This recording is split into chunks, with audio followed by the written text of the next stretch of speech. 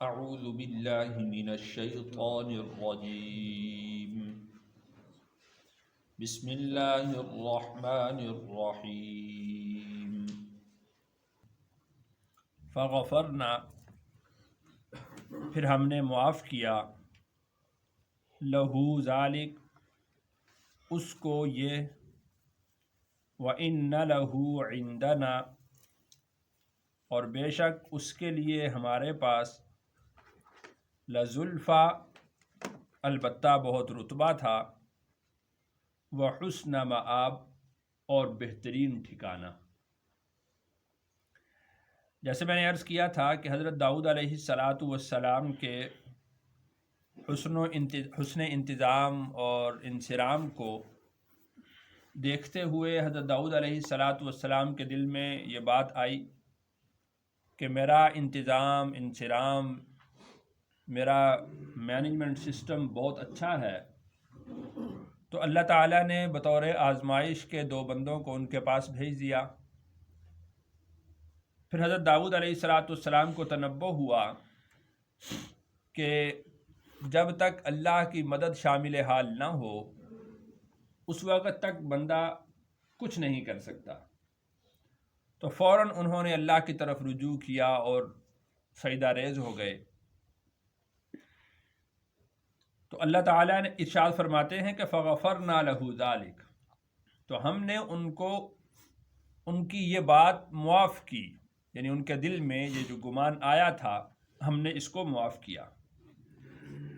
یہاں پر یہ بات ذہن میں رہنی چاہیے کہ انبیاء کرام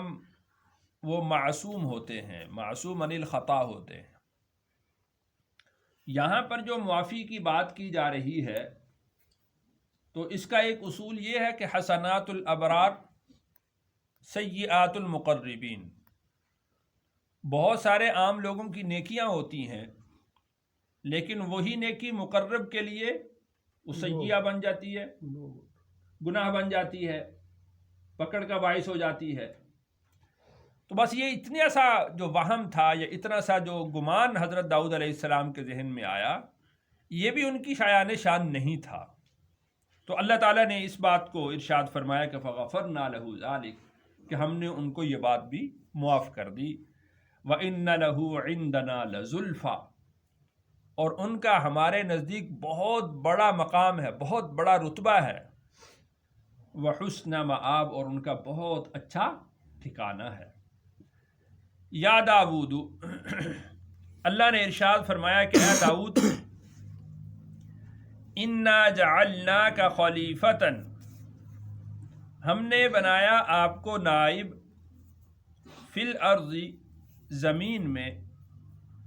فاحکم، پس تو فیصلہ کر، بین الناس، لوگوں کے درمیان، بالحق، حق کے ساتھ، ولا تتبع الہوی، اور تو پیروی نہ کر خواہشات کی، فیضلک عن سبیل اللہ، پس یہ تجھے اللہ کی راہ سے گمراہ کر دیں گے۔ ان الذین، بے شک وہ لوگ، یضلون عن سبیل اللہ، جو گمراہ ہوئے اللہ کی راہ سے، لہم عذاب شدید، ان کے لیے سخت عذاب ہے، بما نسوا یوم الحساب، اس چیز کے سبب کہ انہوں نے یوم الحساب کو بھلا دیا، حساب کے دن کو بھلا دیا۔ تو اللہ تعالیٰ نے داؤد علیہ السلام کو زمین پر اپنا نائب بنایا، اپنا خلیفہ بنایا۔ نائب اور خلیفہ ہونے کی حیثیت سے لوگوں کے جو فیصلے ہیں اس خلیفہ نے کرنے ہیں، تو اللہ تعالیٰ نے ارشاد فرمایا کہ فیصلے عدل اور انصاف کے مطابق کرے، اس میں کسی کی طرفداری نہ ہو، حق بات کو قبول کریں اور حق کے مطابق ہی آپ فیصلہ کریں، ولا تتبع الہوی، اور اس میں آپ خواہشات کی پیروی نہ کریں، اس لیے کہ خواہشات کی پیروی ہی آدمی کو حق کی راہ سے روکتی ہے۔ اب وہ خواہش وہ عہدے کی ہو سکتی ہے، مال کی ہو سکتی ہے، مختلف طرح کی خواہشات ہو سکتی ہیں۔ تو جب آدمی کے دل میں خواہشات پیدا ہوتی ہیں تو پھر وہ حق کی راہ سے رک جاتا ہے، اور اسی کو اللہ نے ارشاد بھی فرمایا کہ فَيُضِلَّكَ عَن سَبِيلِ اللَّهِ، تو یہ تجھے اللہ کی راہ سے روک دیں گی، اللہ کی راہ سے بھٹکا دیں گی، پھسلا دیں گی۔ تو لہٰذا حق کو قبول کرنا ہے اور حق سے عدول نہیں کرنا۔ جب کوئی شخص، حدیث مبارکہ میں آتا ہے کہ جب کوئی شخص ظالم کے ظلم سے بے بس ہو جاتا ہے اور پھر وہ اللہ کی طرف ہاتھ اٹھاتا ہے اور کہتا ہے کہ اللہ میں بے بس ہو گیا ہوں، مجھے انصاف نہیں مل رہا، تو اللہ کی طرف سے گرفت بادشاہ کی ہوتی ہے، خلیفہ کی ہوتی ہے، اور اعلان یہ ہوتا ہے کہ ہم نے تجھے خلافت دی ہے، نیابت دی ہے، بادشاہت دی ہے، یہ اس وجہ سے کہ لوگوں کی آہوزاری ہم تک نہ پہنچنے دے، اور جب لوگوں کی آہوزاری اللہ تک پہنچی تو اس خلیفہ کا، اس نائب کا، اس بادشاہ کا کوئی فائدہ نہ ہوا، تو پھر اللہ کی طرف سے اس پر پکڑ آ جاتی ہے۔ تو یا داود انا جعلناک خلیفۃ فی الارض فاحکم بین الناس بالحق، جس کو بھی اللہ نے قوت دی ہے اور یہ عہدہ دیا ہے کہ وہ لوگوں کے درمیان عدل اور انصاف کرے، فیصلے کرے، تو اس کو چاہیے کہ وہ مظلوم کی آہ کو اللہ تک نہ پہنچنے دے۔ اس لیے کہ رسول اللہ صلی اللہ علیہ وسلم نے ارشاد فرمایا اتق دعوت المظلوم، مظلوم کی آہ سے بچو، فإن ليس بينه وبين الله حجاب، اس لیے کہ مظلوم کی آہ اور اللہ کے درمیان کوئی پردہ نہیں ہوتا، براہ راست اللہ تک پہنچتی ہے۔ تو اللہ تعالیٰ پھر اس وقت اس فیصلہ کرنے والے کی گرفت کرتے ہیں، خلیفہ کی گرفت کرتے ہیں، بادشاہ کی گرفت کرتے ہیں جو مظلوموں کی آہ کو سن نہیں سکتا۔ تو اس سے بچنے کے لیے اللہ نے ارشاد فرمایا کہ فاحکم بین الناس بالحق، آپ لوگوں کے درمیان انصاف کے ساتھ فیصلہ کیجئے، عدل کے ساتھ فیصلہ کیجئے، حق کے ساتھ فیصلہ کیجئے، ولا تتبع الہوی، اور اس میں اپنی خواہشات کی پیروی نہ کیجئے۔ یعنی اس میں رشتہ داری بھی داخل ہو سکتی ہے، عہدے اور مال کا حاصل کرنا، جاہ و حشمت کا حاصل کرنا، شہرت کا حصول، بہت ساری چیزیں اس میں وہ خواہشات کے اندر داخل ہو جاتی ہے۔ فَيُضِلَّكَ عَن سَبِيلِ اللَّهِ، تو خواہشات کی پیروی کا جو سب سے بڑا نقصان ہے وہ یہ ہے کہ وہ اللہ کی راہ سے گمراہ کر دیتی ہے۔ خواہشات کی اتباع بندے کو اللہ کی راہ سے گمراہ کر دیتی ہیں، وہ اللہ کی راہ پر نہیں چل سکتا، بھٹک جاتا ہے وہ۔ ان الذین یضلون عن سبیل اللہ، اور وہ لوگ جو اللہ کی راہ سے گمراہ ہوئے، لہم عذاب شدید، ان کے لیے دردناک عذاب ہے، بما نسوا یوم الحساب، بسبب اس کے کہ جو انہوں نے یوم الحساب کو بھلا دیا، حساب کے دن کو بھلا دیا۔ تو اس جو آخری حصہ ہے بما نسوا یوم الحساب، اس کا ماقبل پوری آیت کے ساتھ گہرا تعلق ہے۔ خواہشات کی اتباع کیوں کی؟ حساب کے دن کو بھول گیا، ذہن میں ہی نہ رہا اس کے عمل نے یہ بات ثابت کی کہ یہ حساب کے دن کو سمجھتا ہی نہیں ہے، کہ یہاں پر جو مال حاصل کرے گا، جو عہدہ حاصل کرے گا، جو شہرت حاصل کرے گا، کتنے دن کی ہے؟ ایک دن پکڑ ہوگی، گرفت ہوگی، پوچھا جائے گا۔ اگر وہ آخرت کی گرفت اور پکڑ کو اپنے نظر میں رکھے تو دنیا کی عارضی خواہشات کو وہ اہمیت نہ دے، وقت نہ دے۔ اسی طریقہ سے حق کو قبول کرنے سے مانع وہ یہی بات ہوتی ہے کہ آدمی خواہشات کی پیروی کرتا ہے۔ حق کو قبول کرنا اور نہ کرنا، اس کا یوم الحساب کے ساتھ تعلق ہے۔ کوئی شخص بھی جو حق کو قبول کرتا ہے اور حق کو قبول کرنے کے بعد اس کو جو پریشانیاں آتی ہیں، مصیبتیں آتی ہیں، آلام آتے ہیں، تو وہ سارے کے سارے اسی لیے برداشت کرتا ہے کہ ایک دن سب کا حساب ہو جائے گا، سب کا حساب چکا دیا جائے گا، مل جائے گا سب کو سب کا بدلہ۔ علماء کرام نے لکھا ہے کہ یہ جو یوم الحساب کا جو تعلق ہے یہ یا تو نسو کے ساتھ ہے کہ انہوں نے بھلا دیا یوم الحساب کو، یا اس کا تعلق لہم عذاب شدید کے ساتھ بھی ہوگا کہ یوم الحساب کے دن ان کے لیے سخت عذاب ہوگا۔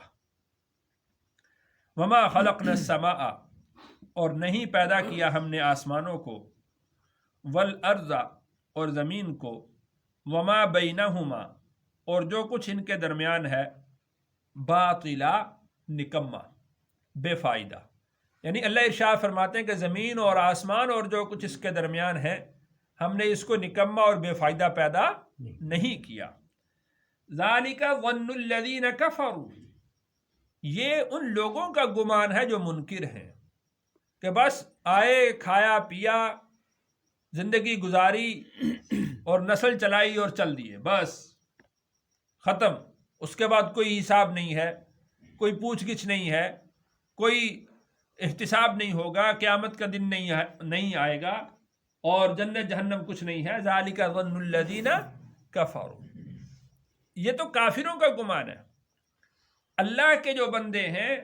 تو وہ اس زمین اور آسمان اور اس کے درمیان جو کچھ ہے تو اس کے دوران وہ اللہ کی کائنات پر غور کرتے ہیں، غور و فکر کرتے ہیں، اللہ کی وحدانیت کے دلائل اخذ کرتے ہیں، اور پھر وہ اللہ کی اطاعت اور فرما برداری میں آنے کی کوشش کرتے ہیں، خواہشات کی پیروی نہیں کرتے۔ اب دیکھیں کہ ایک شخص ہے، وہ یہ سمجھے کہ مر گئے، مٹی ہو گئے، ختم ہو گئے، اب وہ زندگی جیسی گزارے، اس کی اپنی مرضی ہے، وہ جیسے زندگی گزارنا چاہتا ہے گزارے، لیکن اہل ایمان کا یہ طرز اور طریقہ نہیں ہے۔ فویل للذین کفروا من النار، فویل تو ہلاکت ہے، للذین کفروا ان لوگوں کے لیے جنہوں نے انکار کیا، من النار آگ سے، یعنی ان کو آگ میں جھونک دیا جائے گا، آگ کے ذریعے سے ان پر ہلاکت مسلط کی جائے گی، آگ ان کو آگ میں داخل کیا جائے گا اور ان کو اس طرح سے ہلاک کیا جائے گا۔ ام نجعل الذین آمنوا، کیا ہم کر دیں گے ان لوگوں کو جو ایمان لائے، وعملوا الصالحات، اور جنہوں نے نیک اعمال کیے، کالمفسدین فی الارض، ان لوگوں کی طرح جنہوں نے زمین میں فساد پھیلایا، ام نجعل المتقین، یا ہم کر دیں گے متقین کو، تقوی والوں کو، کالفجار، گناہ گاروں کی طرح۔ یہ ایک اہم بات ہے کہ اللہ کے نزدیک ایمان اور اعمال صالحہ والے اور زمین میں فساد پھیلانے والے ایک برابر نہیں ہیں۔ اسی طرح متقی، پرہیزگار، نیکوکار شخص اور فاسق اور فاجر، گناہگار، نافرمان شخص اللہ کے ہاں برابر نہیں ہے۔ اس کو تو یوں سمجھ لیں کہ ایک شخص ہے، وہ سارا دن روزہ بھی رکھتا ہے، ساری رات وہ نوافل بھی ادا کرتا ہے، حلال کو حلال سمجھتا ہے، حرام کو حرام سمجھتا ہے، اللہ کی منع کردہ چیزوں سے بچتا بھی ہے، اور جن کی اللہ نے اجازت دی ہے ان کو استعمال کرتا ہے، وہ شخص۔ اور دوسرا وہ شخص ہے کہ جو حلال حرام کی بھی تمیز نہیں رکھتا، رقص و سرود کی محفلوں میں شریک ہوتا ہے، اور جتنی اللہ کی منہیات ہیں جن سے اللہ نے روکا ہے ان کی کوئی پرواہ نہیں کرتا، اس کو حلال حرام کی کوئی تمیز نہیں ہے۔ اب ایک شخص کہے کہ دونوں برابر ہیں، اللہ ارشاد فرماتے ہیں ام لکم کتاب فیہ تدرسون، کیا تمہارے پاس کوئی ایسی کتاب آئی ہے کہ جس میں تم نے یہ بات پڑھی ہو، ما لکم کیف تحکمون، تمہیں کیا ہو گیا، تم کیسے فیصلے کرتے ہو کہ رات کا تہجد گزار اور شراب پینے والا تم دونوں کو ایک صف میں کھڑا کر رہے ہو؟ قطعاً ایسا نہیں ہے، ایسا نہیں ہوگا۔ ایمان اور اعمال صالحہ اختیار کرنے والے، ان کا رتبہ اور مقام اللہ کے نزدیک الگ ہے، اور مفسدین فی الارض، جو زمین میں فساد پھیلاتے، غیبتیں کرتے، ادھر کی ادھر لگاتے، بھڑکاتے، لوگوں کو ایک دوسرے کے خلاف اکساتے ہیں، ان کا حساب، اور ایک شخص جو صلح کروانے والا ہے، فساد کو ختم کرنے والا ہے، اپنے اوپر جھیل کر وہ لوگوں کے درمیان خیر اور بھلائی کی بات کرنے والا ہے، دونوں کو ایک جیسا کر دیں گے؟ ام نجعل المتقین کالفجار، یا متقی اور پرہیزگار کو ہم گناہگار کی طرح کر دیں گے؟ ایسا نہیں ہوگا۔ یہاں پر یہ بات ضرور اہم رکھنی چاہیے کہ اس کا فیصلہ موت کے ساتھ ہوگا، اس کا فیصلہ موت کے ساتھ ہوگا۔ ایک شخص ہے، وہ ساری زندگی گناہ میں گزارتا ہے، کسی وقت میں اللہ تعالیٰ اس کے دل کو پھیر دیتے ہیں، ایسی ندامت، ایسی شرمندگی اللہ کے سامنے ظاہر کرتا ہے، ایسی توبہ کرتا ہے کہ اللہ تعالیٰ اس کے سارے گناہوں کو معاف ہی نہیں کرتے بلکہ ان گناہوں کو نیکیوں میں بدل دیتے ہیں، نیکیوں میں بدل دیتے ہیں۔ وہ فوت ہو جاتا ہے، لوگ کیا کہیں گے؟ اس نے یوں کیا، اس نے یوں کیا، اس نے یوں کیا، اس کا جنازہ بھی نہیں پڑھیں گے، لیکن اللہ کے ہاں اس کا مقام اور رتبہ بہت بڑا ہو جائے گا۔ ایک صحابی تھے، ان سے زنا ہوا، رسول اللہ صلی اللہ علیہ وسلم کو خبر ہوئی، آپ علیہ الصلوۃ والسلام نے جو قرآن کا طریقہ ہے، گواہوں کو بلایا، انہوں نے خود اقرار کیا کہ میں نے اس طرح کیا ہے۔ آپ علیہ الصلوۃ والسلام نے منہ پھیرا، دوسری طرف سے آئے، پھر منہ پھیر لیا، پھر تیسری طرف سے آئے، پھر منہ پھیر لیا، پھر چوتھی طرف سے آئے۔ پھر آپ نے پوچھا کہ یہ پاگل دیوانہ تو نہیں؟ کہا یا رسول اللہ نہیں، عقل میں ہے، سمجھدار ہے، اس کو سب شعور ہے کیا بات کر رہا ہے۔ آپ نے فرمایا اس کو لے جاؤ، اس کو سنسار کر دو، اس کو لے جاؤ، اس کو سنسار کر دو۔ لے گئے، سنسار کرنے لگے، وہ سنسار ہو گیا، وہ فوت ہو گئے۔ واپس آئے، رسول اللہ صلی اللہ علیہ وسلم سے رسول اللہ نے پوچھا بھی ہاں کیسے ہوا؟ تو ایک صحابی نے ان کو برے الفاظ سے یاد کیا، جب انہوں نے پتھر مارا تو خون کا چھینٹا ان کے کپڑوں پر گرا کر، تو انہوں نے ان کو برے الفاظ سے یاد کیا۔ تو آپ صلی اللہ علیہ وسلم نے ارشاد فرمایا کہ اس کو برا مت کہو، اس نے ایسی توبہ کی ہے کہ اگر اس کی توبہ پورے اہل مدینہ میں بانٹ دی جائے تو سب کی بخشش ہو جائے، ایسی اس نے توبہ کی ہے اللہ کے ساتھ۔ تو اس کا فیصلہ موت کے ساتھ ہوگا۔ متقی اور پرہیزگار